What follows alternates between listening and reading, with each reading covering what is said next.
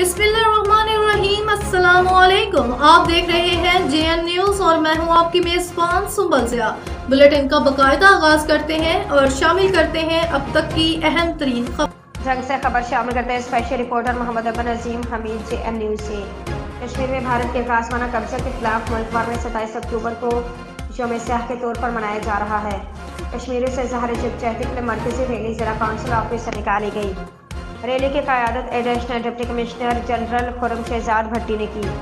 Rally में महकमा police समेत दिगर ज़िले महकमों के अफसरान, मुलाज़मीन, मीडिया, तलबा और सिविल सोसाइटी से ताल्लुक़ रखने वाले अफराद भी शरीक थे।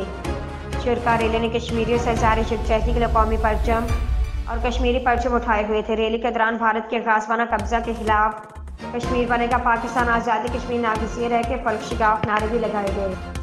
मकबूजा कश्मीर में भारतीय जुल्म सितम और इंसानी हकूक़ की खिलाफ वर्जियाँ पूरी दुनिया के सामने बेनकाब हो चुकी हैं। कश्मीर पर भारतीय जुल्म सितम, वहशत, जबर और तशद्दुद के खिलाफ हर सतह पर आवाज़ बुलंद करते रहेंगे। पाकिस्तानी कौम का हर फर्द कश्मीर की आज़ादी का सूरज तुलू होने तक कश्मीरी भाइयों का शाना बशाना है। कश्मीर में बहने वाला खून रायगा नहीं जाएगा। कश्मीर की आज़ादी का सूरज जरूर तुलू होगा।